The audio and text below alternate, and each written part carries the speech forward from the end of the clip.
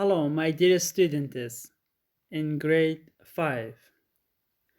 I am really grateful to be here with you. And today we are going to talk about a short story. The topic or the title of short story, The Lion and the Rabbit. Okay, first of all, I want to explain all the vocabularies which are using in this short story, one by one. Give you the example and also read in different sounds. Now listen to me. قوتابیان ئێستا لە بابەتی ئەوڕۆکە کورتە چیرۆکەکە کەوا باز لە شێرێک و چیرۆکی شێرێک و کەروێشێک دەکا پێش ئەوەی بچینە ناو کڕۆکی چیرۆکەکە I want to explain ئەمەوێ هەنێک شت ڕوونکەمەوە لەسەر چی some of the vocabularies هەندێک لەو vocabulary لەو شانێکەوە لە ناو چیرۆکەکە بەکاردێن بۆ ئەوی باشتر لە چیرۆکە تێبکەن for better understand about this short story. Now listen to me. First, okay, afraid. Okay, afraid. Afraid. When someone is afraid, they feel fear. Okay, The woman was afraid of what she saw. okay. Afraid واتە ترس هەن سەیرکە سەیری ئەم وێنەیە بکە. When someone is afraid they feel fear. ئەرێ کاتێک کەسێک دەترسێ ئەو هەست بە ترس دەکاتن یعنی هەر کەسێکەوە چۆن دەتوانێنی هەست پێ بکەی ئەرێ کەسێک دەترسێ ئەو هەستی پێ دەکات ئەوە they feel fear و ئەوان هەست بە ترسەکەن ئەوە پێناسەیەک بۆ afraid واتە ترسان ئەگەر نمونەیەک بهێننەوە ئەڵێ چین the woman was afraid of what she saw ئەڵێ چی ئەڵێ ئافرەتەکە ترسا was afraid what she saw ئەو بەوەی کە بینی ئافرەتەکە ترسا بەوەی کە بینی ئەمە first vocabulary وشەی یەکەم دێنە سەر وشەی دووەم look at here okay agree Agree. To agree is to say yes, or to think the same way. The food is very good in that restaurant. I agree with you. okay agree واتە قایل بوون ڕازی بوون okay کاتێک تۆ لەگە برادێک ئەڵێ با بچین ئەم شتە بکەین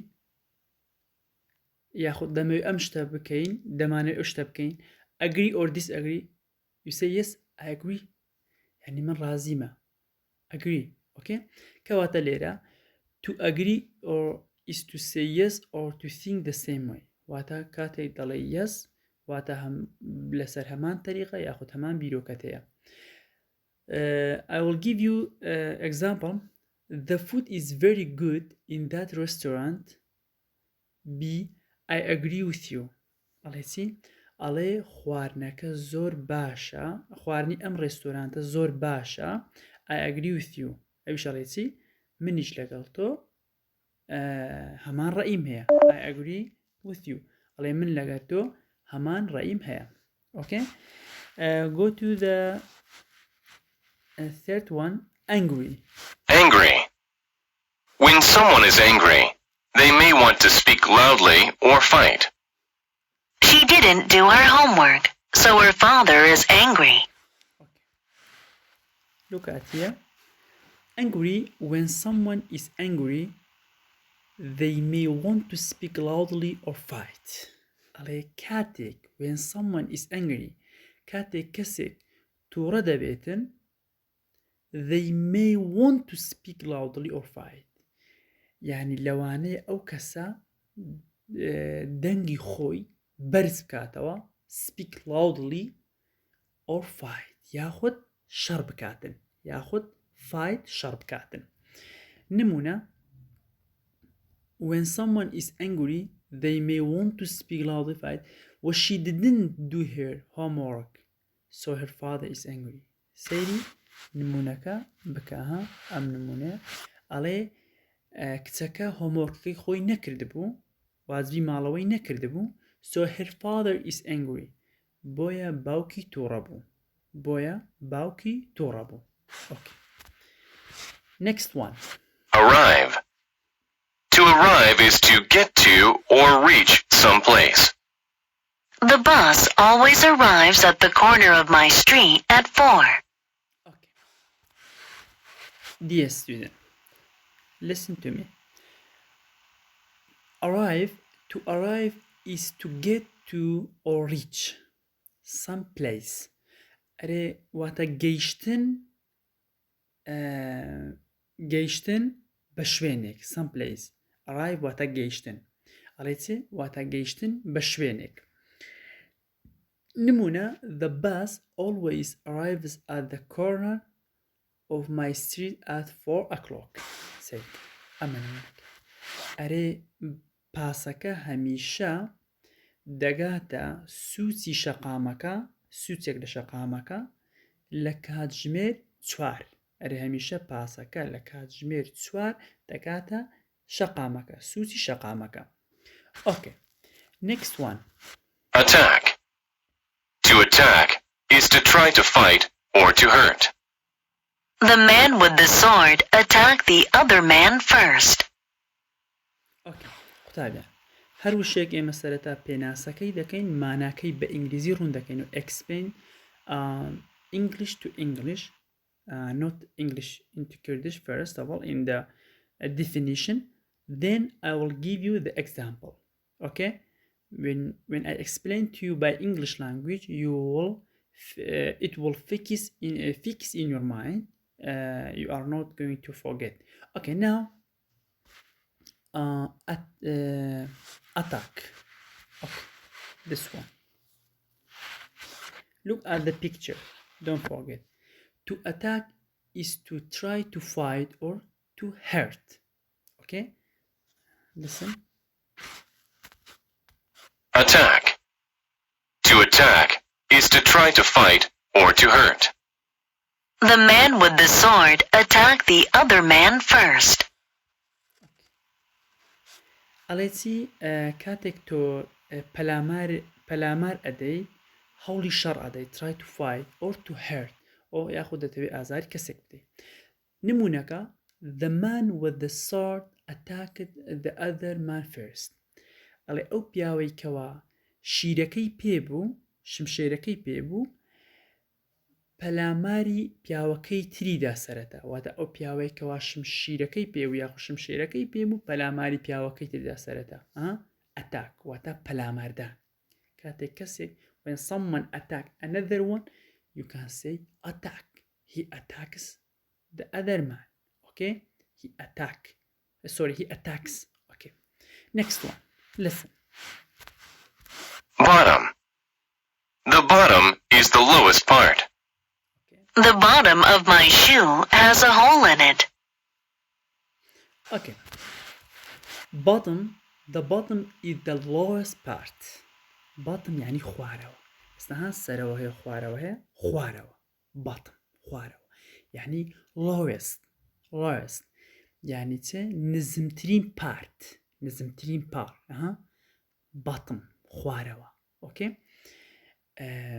نمونەکە ئەڵێ the bottom of my shoe has a hole in it سەیری نمونەکە بکە ئەڵێ چی سەیری نمونەکە بکە ئەڵێ بنی پێڵاوەکە my shoe has a hole in it what's hole يعني کونی تێبووە سەیری وێنەکەشکە picture look at this picture okay ئەڵێ کونێک لە ژێرەوەی پێڵاوەکەم بووە کونێک بووە okay next one clever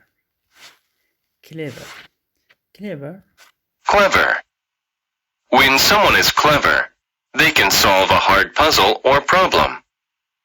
The clever boy thought of a good idea. clever when someone is clever کاتێک کەسێک زیرەکە لێ هاتووە they can solve a hard puzzle or problem ئەوان دەتوانن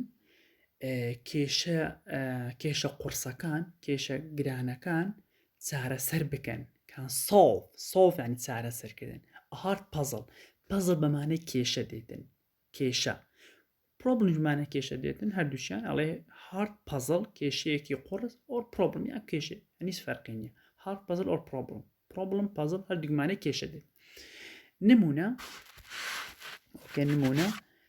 The clever boy thought of a good idea. ئەڵێ کوڕە زیرەکەکە بیرۆکەیەکی باشی بەمێشکدا هات. Thought of a good idea. Okay? Let's go to the next one. Cruel. When someone is cruel, they do bad things to hurt others. The cruel man yelled at his sister. Okay. Cruel واتە چۆن بڵێ when someone is cruel they do bad things to hurt others. Cruel یعنی دڕق خراپ چۆن بڵێ کەسێک تووڕە و توند دڕق cruel I mean this one. Okay? This one. Cruel واتە دڕق تووڕە when someone is cruel they do bad things کاتێک کەسێک دڕقە شتی خراپ دەکات to hurt others بۆ ئەوەی کەسی تر ئازار بێت hurt others. Okay? نمونە for example this one the cruel man yelled at his sister. The cruel man ئەڵێ ئەو پیاوە دڕقەکە پیاوە تووڕە و توندەکە yelled. What's yelled? Okay? At his sister. Yelled يعني قیژاندی بەسەر خوشکیدا. Yelled in his sister. Okay. Let's go next one. Finally. If something happens finally, it happens after a long time or at the end. He finally crossed the finish line after 5 hours of running. Final يعني كوتاي شلون علينا final exam يعني لكل خمانة final final وتا كوتاي I wanna study hard to final exam نمونة أما سعي قرص بقرصي سعي بكم تابو امتحان كوتاي finally عليته if something happens final أجر شتك لكوتاي روبدا it happens after a long time or at the end على أما رودة دوای ماوەیەکی درێژ لە کۆتاییدا ڕوودەدا کۆتایی نمونە he finally crossed the finish line after 5 hours of running على ئەو لە کۆتاییدا cross the finish line يعني لاینی يعني کوبرێ هێلی کۆتایی بڕی تەنانەت ئەمە لە competition بەکاردێوەتە لە مسابقە ڕێز cross the finish line يعني کوبرێ لە لاینی کۆتایی تێپەڕی after 5 hours of running دوای ئەوەی کە 5 ساعت غاریدا after 5 hours running. Okay. And hide. To hide is to try not to let others see you. The other children will hide while you count to 100. Okay. Hide واتە عشاردان خۆشاردنەوە. Okay. To hide is to try not to let others see you. على hide واتە هەوڵەدەی خۆت عشار بدەی و کە ئەوانە تر نەتبین not others to see. ئەمە ڕوونکردنەوەی بۆ وشەکە. دواتر نمونە this one. Okay. The other children will hide while you count to 100. على مناڵەکانی تر will hide.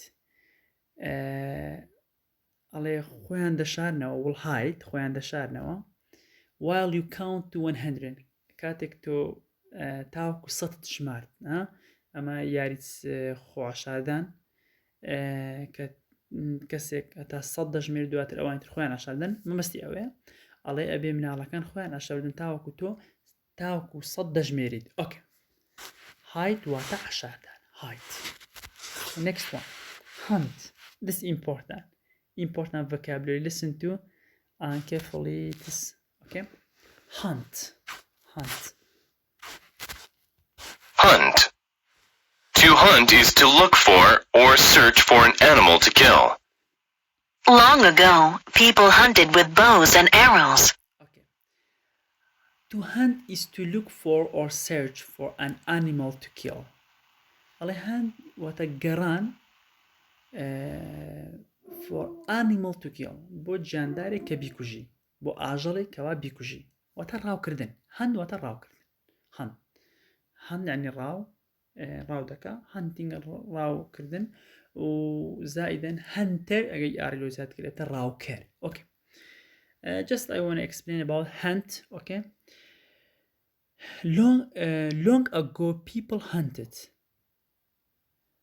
with bows and arrows عليه لرابردوا long ago people hunted خلق راوي كردوا hunted إيدي بي راوي كردوا with bows and arrows وتبتيرو كوان bows and arrows بتيرو كوان راوي كردوا next one Lot.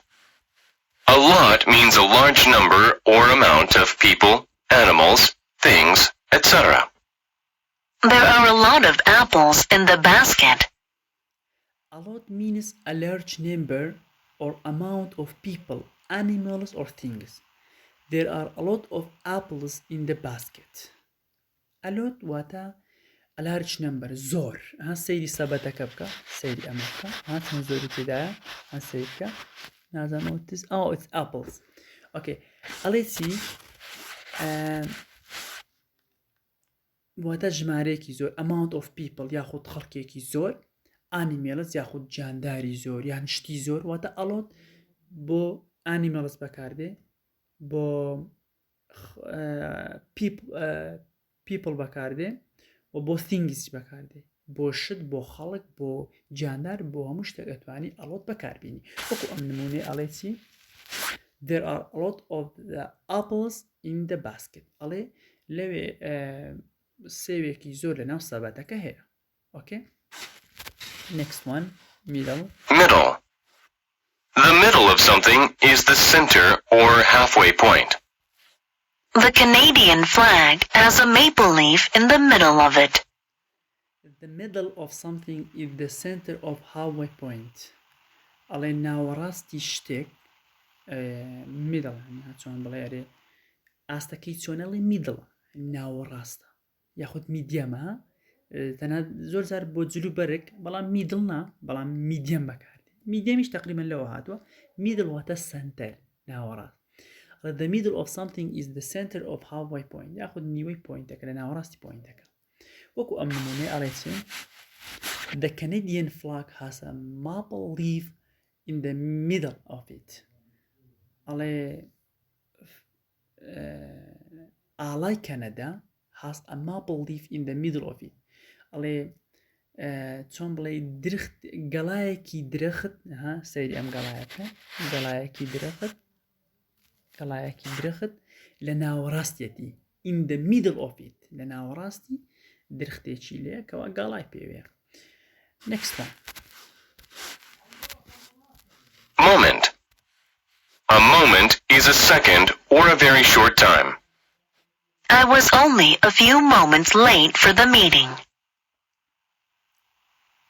okay student a moment is a second or a very short time واتە چەند سانیەک یاخود کاتێکی کورت wait a moment wait a second wait you say father mommy daddy don't leave me just wait a moment just wait a second okay wait کەواتە ینی بۆ چەند سانیەکی کەم ئەتوانی بڵێ wait a moment نمونەکەش I was only a few moments late for the meeting ئەڵێ من تەنها چەند سانیەکی کەم تاخیر بوو for the meeting بۆچی بۆ کۆبوونەوە کە meeting واتە کۆبوونەوە سەیری قوتابیان هەمیشە کاتێکەوە هەر وشەیەک شەرعەکە لەگەر ئەوە look at the picture سەیری وێنەکانیش بکە سەیری وێنەکە بکەی باشتر دەکە جوگە وێنەکە لەگەر نووسینەکەی ڕەبتە ڕوونی کردیتەوە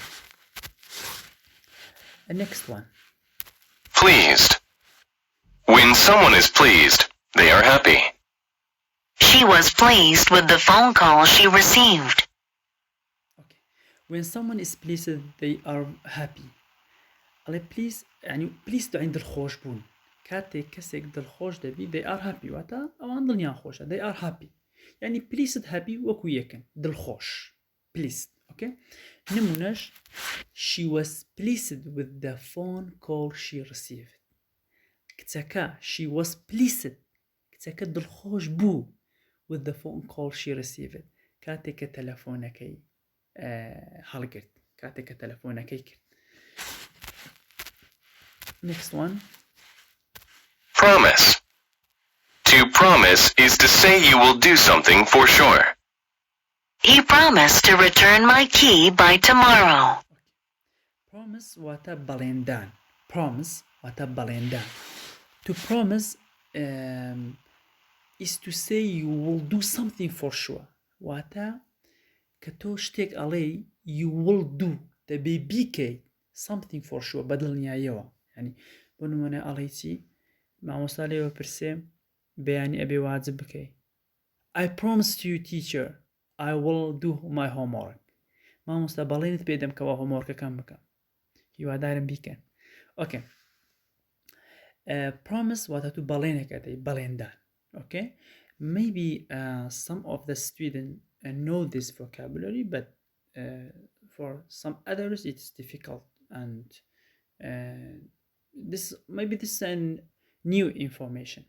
لەوانەیە بۆ هەندێکتان ئەم وشانە تۆزێک سادە بێتن ینی ئەم وشانە ئاسان بیتن بەڵام لە هەمان کاتیشە بەعزێکی ترن لایوان نوێ یان چۆن بڵێ شتەکە چۆن بڵێ بە شێوازێکی تر لە وشەکە تێگەشتینە ینی زۆر جاتۆ وشەیەکە زانی بەڵام نازانی لە چ کات و لە چ ساتێک بەکاردێتن لەکوێ ڕستە بەکاردێتن لە چ کاتێک گونجاوە بەکاردێت. Okay.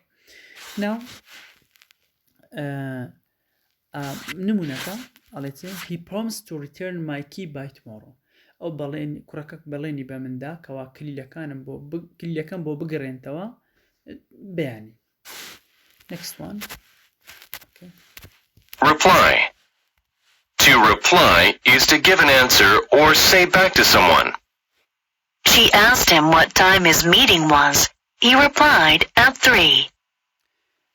Reply is to give an answer واتە پێدانی وڵام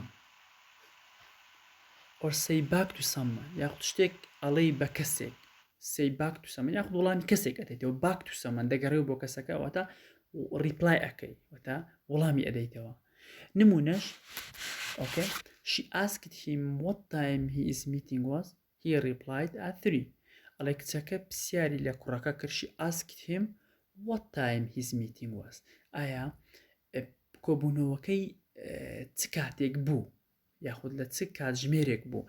He replied at 3. ئەو کوڕەکە وڵامی داوە یاخود پیاوەکە وڵامی داوە at 3 لە کاتژمێر 3. Safe. When a person is safe, they are not in danger. Put on your seatbelt in the car to be safe. When a person is safe, say واتە سەلامەت واتە چۆن بڵێ ئەمین سەلامەت. ئەڵێ کاتێک کەسێک سەلامەتە they are not in danger. ئەو ناو مەترسی نییە. danger یعنی مەترسی. ئەو لە ناو مەترسی نییە.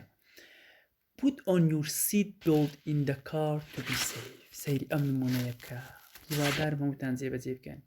I hope you will and follow these steps to seat the belt when you get in the car. هیوادارم هەمووتان ئەم ئامۆژگاریە جێبەجێ بکەن کاتە دەچن بۆ ناو سیارە خۆتان قاشی سەلامەتی ببەستن. ئەڵێ put on your seat belt. ئەڵێ قاشی سەلامەتی ببەستە in the car to be safe لە ناو سیارە لە ناو ئۆتۆمبیل بۆ ئەوەی سەلامەت بی. Okay. Next one. Trick. A trick is something you do to fool another person. His card trick really surprised us. Okay. Trick is something you do to fool another person. ئەڵێ trick واتە فێڵێک دەیکەی fool another person. ئەنی چۆن بڵێ کەسێکی تر ئەنی چۆن بڵێ is something you do to fool بۆ ینی شتێک ئەکەی کەسێکی تر بەگەمژەدا ئەنێ چۆن بڵێ fool another person کەسێکی تر ئەگەوجێنی بەو فێرێکە ئەیکەی. A trick is something you do. Okay. نمونە ئەڵێ چ his card trick really surprised us. ئەڵێ چ ئەو کارتە فێڵاویەی really surprise ئەمەی تووشی شۆک کرد ئێمەی تووشی سوپرایز کرد. ئەو کارتێکەوە ئەو تریکەی کردی ئەو تشێکێک کە کردی واتە ئەو فێڵێکە کردی بە کارتەکە ئێمەی تووشی بەڕاستی ئێمەی تووشی شۆک کرد. The last vocabulary. Okay. Well. You use well to say that something was done in a good way. The couple can dance quite well. قوتابیان well دوو مانای یەکیان بە مانای باش دێتن hello oh I'm good I'm well or she is very well بەڵام بە مانایەکتر بە مانای بیر دێتن بیری ئاو ئێستا لە چیرۆکە بۆتان ڕوونەکەمەوە ئەرێ you use well to say that something was done in the good way واتە کاتێکەوە شتێک بە باشی ئەوە دەبێتن بە باشی دەکرێتن in a good way و ڕێگایەکی باش پێی ئەڵێن well واتە well یعنی باش لێرە مانای باشی دێ the couple can dance quite well ئەرێ ئەم دوو کەپڵە ئەم دوو دانە ئەم ئافرەت و ئەم پیاوە can dance quite well واتە دەتوانن دانس زۆر بە باشی بکەن quite well زۆر بە باشی ئێستا قوتابیان دەچینە سەر چیرۆکەکە ئەو شانت هەموو بۆ ڕوون بەوە ئێستا دەزانی معنایە ئێستا دەچینە سەر چیرۆکەکەش کە کورتە چیرۆکێکە بۆتان ڕوون دەکەمەوە و دواتریش هەنێک هۆموەرکتان پێ ئەدەم و ئیترتەوە Okay. The Lion and the Rabbit. The Lion and the Rabbit. A cruel lion lived in the forest. Every day he killed and ate a lot of animals. The چیرۆکێکە لەسەر شێرێک و لەسەر کەروێشتێک. The Lion and the Rabbit. واتە شێرێک و کەروێشتێک. A cruel lion lived in the forest. ئەڵێ چی؟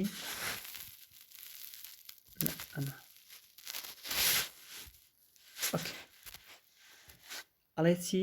سەیری ئەم دێری یەکەم بکەن ئۆکێ ئەڵێ شێرێکی دڕق شێرێکی چۆن بڵێ تووڕە lived in the forest لەکێ دەژیا lived in the forest لە دارستانە ژیا forest واتە دارستان لەناو دارستانێک ئەژیا every day he killed and ate a lot of animals ئەڵێ هەموو ڕۆژێک ئەم شێرە ئەو مەبەستی شێری نێرەیە چونکە ها هیرۆ بەکارینە ئەڵێ زۆر لە جاندارەکانی دەخوار و دەشی کوشتن killed and ate okay هەم دەیکوشتن و هەم دەیخواردن the other animals were afraid the lion would kill them all ئەڵێ جاندارەک هەموو جاندارەکانی تر یاخود جاندارەکانی تریش ئاژەڵەکانی تریش were afraid ترسیان هەبوو the lion لە شێرەکە would kill them all کە هەموویان بکوژێت خۆی شێر کە ڕاوەکە بۆ یەک دانا هەوڵەدا بەڵام هەموو ئەوانەتر هەز بە ترسەکەن ئۆکێ شێرێکی کەواتە لەوەندەی پارتی یەکەمە ئەڵێ چی شێرێکی دڕق هەبوو کەوا لە دارستانێک بوو هەموو ڕۆژێک گیاندارەکانی ئازارەدا و دەیکوشتن و دەی خواردن و ترسی پێدەدان ئۆکێ ئێستاکەم و هەموو جاندارەکانی دەترسان لەوەیکەوە شێرەکە بیان خواتن ئێستا دێنە سەر پارتی دووەم ئۆکێ The other animals were afraid the lion would kill them all. The animals told the lion, "Let's make a deal. If you promise to eat only one animal each day, then one of us will come to you every day. Then you don't have to hunt and kill us." The plan Okay. Party دوام سەیری پارتی دوام کە The animals told the lion گیاندارەکان یاخود بڵین ئاژەڵەکان باوڵین گیاندارەکان ئۆکێ گیاندارەکان بە شێرەکەیان وت بزانین چیان پێوتووە Let's make a deal ئەڵێ چی Let's make a deal ئەرێ با ڕێکەوتنێک بکەین گیاندارەکان بە شێرەکەیان وت با ڕێکەوتنێک بکەین If you promise to eat only one animal each day ئەڵێتن چی To eat only one animal ئەڵێ کە بەتەنها یەک گیاندار بخۆیت هەر ڕۆژێ یەک گیاندار بخۆیت To eat only one animal each day then one of us will come to you every day. ئەڵێتن چی جاندەرەکان چیان بە شێرەکەوت ئەڵێ دواتر یەکێک لە ئێمە came to you every day هەموو ڕۆژە یەکێک لە ئێمە دێن بۆ کنێت کە بمان خۆیت یعنی هەر ڕۆژە یەکێک لە ئێمە دێن بۆ لای تۆ کە بمان خۆی ئەمە قسە لەگە شێرەکەی دەکەن then you don't have to hunt and kill us ئەڵێ دواتر you don't have to تۆ پێویست ناکە hunt ڕاومان بنێی hunt and kill us بمان کوژی جاندارەکان چ بە شێرەکەی دەکەن ئێستا بابچینە پارتی سێم ئۆکێ And sounded well thought out to the lion, so he agreed. But he also said, if you don't come every day, I promise to kill all of you the next day. Each day after that, one third party same say تعاليتن the plan sounded well thought out to the line عليتن سي يعني بلانێکی زۆر باش بوو sounded well بلانێکی زۆر باش بوو يعني چۆن بڵێ it's a good idea sounds good يعني هیچ فەرقی نییە sounds good بمانای واتە بیرۆکەیەکی باش بوو sounds well يعني بیرۆکەیەکی باش بوو thought out to the line و شێرەکەش پێوە ڕازی بوو thought يعني شێرەکەش بیری لێکردە و ڕازی بوو so he agreed يعني چ بوو ئەویش قەنەعەتی هات ئەویش ڕازی بوو he agreed okay but he also said بەڵام وتی چی he also said بە هەمان شێ وتی بزانین چی وتووە if you don't come every day ئەڵێتن سێ ئەگەر ئێوە هەموو ڕۆژێک نێن بۆ لام I promise to kill all of you the next day بەڵێن ئەدەم بەڵێنتان پێدەم to kill all of you کە هەمووتان بکوژم the next day ڕۆژی دواتر واتە ئەگەر ڕۆژێک نێن بۆ لای من یەک لە ئێوە من ڕۆژی دواتر هەمووتان دەکوژم let's go next part animal went to the lion so that the lion could eat it. Then all the other animals were safe. Next part. Each day after that, one animal went to the lion so that the lion could eat it. Then all the other animals were safe. Ale هر روجه دوای ئەوە يعني دوای ئەوە هەر ڕۆژێک one animal went to the lion. جاندارێک یاخود ئاژەڵێک دەچوو بۆ لای شێرەکە that the lion could eat it و شێرەکەش دەیتوانی بیخواتن then all the other animals were safe دواتر هەموو ئاژەڵەکانی تر سەلامەت مابوونەوە سەلامەت بوون یعنی ئاژەڵەکانی تر هەستیان بە ترس ناکرد لە دوای ئەوەی کەوا ڕێکەوتنەکەیان لەگەر شێرەکە کرد بەڵام بزانین فاینالی لە کۆتایی چی ڕوودەدا ئێستا دەچینە کۆتایی چیرۆکە بزانین شێرەکە چی بەسەر دێ let's go to the final the short story what will happen at the final this short story about the lion and the rabbit let's go Finally, it was the rabbit's turn to go to the lion.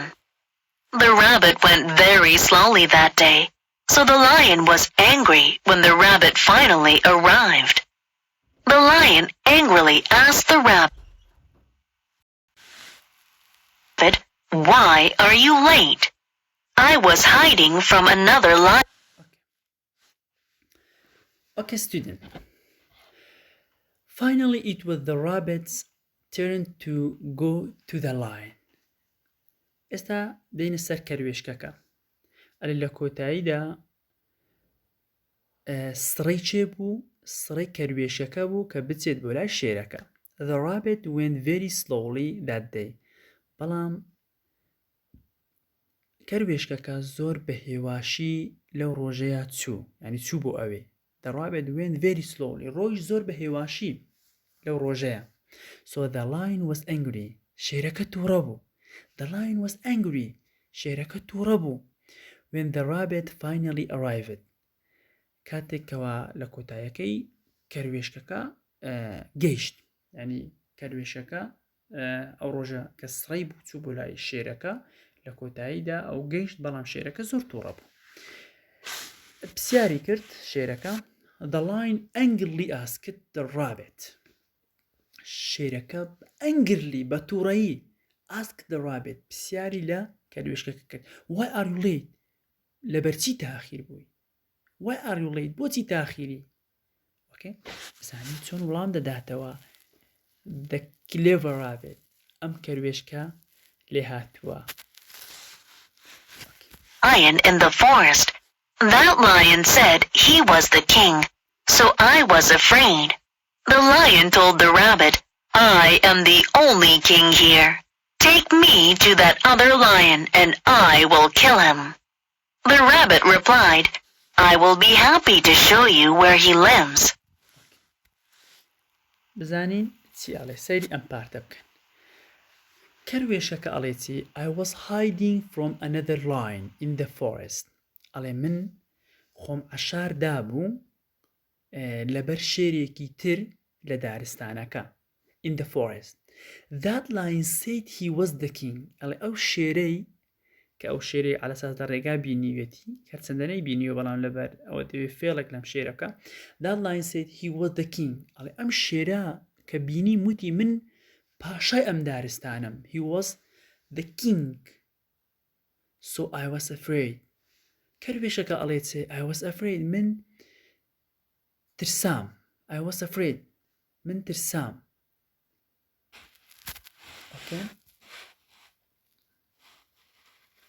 The lion told the rabbit شێرەکە بە کەروێشەکەی وت I am the only king here من تەنها يعني بەتەنها من پاشام لێرە تەنها من پاشە ئەم دارستانم Take me to that other lion بمبە بۆ لای ئەم شێرە کە وتیوەتی من پاشام And I will kill him I will kill him ئەبێ بیکوژم زانین چی ڕوودەدا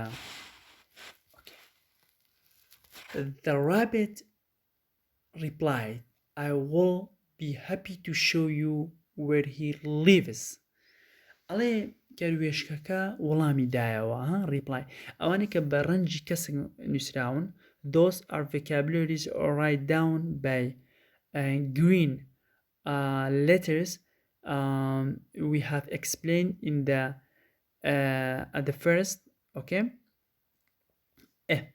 ئەڵێ وەڵامی دایەوە I will be happy to show you ئەرێ من زۆر دڵخۆشە بمکەوە پیشاند بدەم کەوە ئەو شێرە لەکوێ دەژی زانی چی ڕوادا با ئەزەکەی با بخوێنتەوە کۆتاییەکە The rabbit led the lion to an old well in the middle of the forest.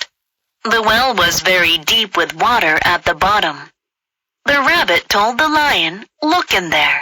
The lion lives at the bottom. When the lion looked in the well, he The rabbit led the lion to an old well. لەسەرەوە گوتم well دوو مانای هەیە بە مانای بیری ئاودێەوە بمانای باشیش دێ بزە لێرە بمانای بیری ئاودێ ئەرێ چی The rabbit led to the lion to an old well ئەڵێ کەروێشکەکە ڕێنیشاندەری شێرەکەی کە ڕێنمونی چۆن بڵێ ڕێگەکەی پیشاندا پیشانی شێرەکەیدا بۆ کوێ بۆ لای ئەو بیرە کۆنە بیرێکی کۆن old well بیرێکی کۆن well یعنی بیر in the middle of the forest لە ناوەڕاستی دارستانەکە The well was very deep with the water at the bottom ئەڵێ بیرەکە زۆر قوڵ بوو very deep قوڵ بوو with the water at the bottom لەگەڵ ئاوێک یعنی لەگەڵ ئاوکە لە بنی هەبوو لە ژێرەوەی هەبوو The rabbit told the lion کەروێشکەکە بە شێرەکەی وت look in there سەیری ئەوێ بکە The lion lives at the bottom ئەڵێ سەیری ئەوێ بکە شێرەکە وا لەناو ئەم ئاوە ئەژی لە بنەکەی The lives at the bottom واتە لە بنی ئاوەکە ئەژێتن لە بنی بیرەکە کۆتایی بەش could see his own face in the water. He thought that was the other lion. Without waiting another moment, the lion jumped into the well to attack the other lion. He never came out. All of the other animals in the forest were very pleased with the rabbit's clever trick. Okay قوتابیان listen لە کۆتایی پارتەکەیە لە کۆتایی چیرۆکەکەی ئەڵێتی when the lion looked in the well کاتێکەوە شێرەکە سەیری بیرەکەی کرد سەیری ناو بیرەکەی کرد بانڵێ بیرەکە ناو بیرەکە in the well he could see his own face in the water ئەو دموچاوی خۆی دەبینیەوە ینی وەکو ئاوێنەیە کاتێککە بە ئاوێکدا ئەڕۆی دموچاوی خۆت ئەبینیەوە he could see his own face in the water he thought that was the other lion بیری کردەوە کە ئەمە شێرێکی ترە هەرچەندە شێرێکی تر نەبوو دموچاوی خۆی بوو without waiting another moment بەبێ ئەوەی کەوا یەک ساینەی تر چاوەڕێ بکاتن the lion jumped into the well what does mean jumped وەتا جەمپی کرد پازیدا بۆ ناو بیرەکە to attack the other lion attack یعنی پەلا بۆ ئەوەی بۆ چۆ ناو بیرەکە جامپی ناو ئەوەیدا بۆچی پازیدا ناو بیرەکە بۆ ئەوەی پەلاماری شێرەکەی تردا to attack the other lion he never came out هەرگیز نەهاتەوە دەرەوە شێرەکەی تر هەرگیز نەهاتەوە دەرەوە کۆتایی نووسینە کۆتایی چیرۆکەکە the last part of the short story ئەڵێتێ all of the other animal in the forest هەموو گیاندارەکانی تر لە ناو دارستان were very pleased زۆر دڵخۆش بوون pleased لێرەمانە دڵخۆش بوون دەوانی happy okay with the rabbit's clever trick بەچی دڵخۆش بوون بە ئەو فێڵێکەوە ئەو فێڵە لێ هاتوویکەوە کەروێشکەکە کردی بۆیە okay student thanks for listen and thanks for pay attention I just want to give you the homework right now okay أما homework أم بين سؤالة what is this story about أم چیرۆکە لەسەر چی هەڵی بژێرە ها لەم چوار دانەیەک بەس بۆم دیاریکە یەکەم ABC دی کامەیە ئەیە ئەی بنویسە یەکەم ئەی یاخود BC یەک دانەیەک هەڵە بژێرە دووەمیان what did all the animals say to the lion ئایا هەموو گیاندارەکان چیان بە شێرەکە وت okay هەنی چ ئیتیفاقە چەندە کرد لە خۆت هەڵی بژێرە ABCD okay سێمیان why did the rabbit take the lion to the wall in the middle of the forest why did the rabbit take the lion to the wall in the middle of the forest ئەڵێ بۆچی کەروێشکەکە شێرەکەی برد بۆ ناوەڕاستی دارستان بۆ لای ئەو بیرە دانەیەک لەوانە هەڵبژاردنەوە ABCD باشە چکۆم بۆ ئیمتحان داخلە ئەم چیرۆکە داخل ئەەکەم جا هیوادارم هۆمۆرکەکەی بکەن چونکە ڕۆژانە دەرەجەی لەسەردا دەنێم okay dear student okay it will including to the exams that's why you have to do your homework and also pay attention to this short story listen carefully not only one time twice okay which of the following is true at the end of the story کامەی ڕاست بوو لە کۆتایی ئەم چیرۆکە پێم بڵێ ABCD کامەی ڕاست بوو okay کامەی ڕاست بوو what did the lion see when it looked in the well ئەمە بە بیرۆکەی خۆت شتێک جواب دەوە پێنجەمیان okay ئەڵێ what did the lion see ئەڵێ شێرەکە چی بینی when it looked in the well عفو بەس ئەم بەڕێی خۆت جواب دەیتەوە ینی هەڵبژاردن نیەمە بەس ئەڵێ شێرەکە چی بینی کاتێککە سەیری بیرەکەی کرد چی بینی کە جەمپەکەیدا okay thank you see you later I hope all be successful and enjoy to this short story and listen to this short story full enjoyment. Thank you.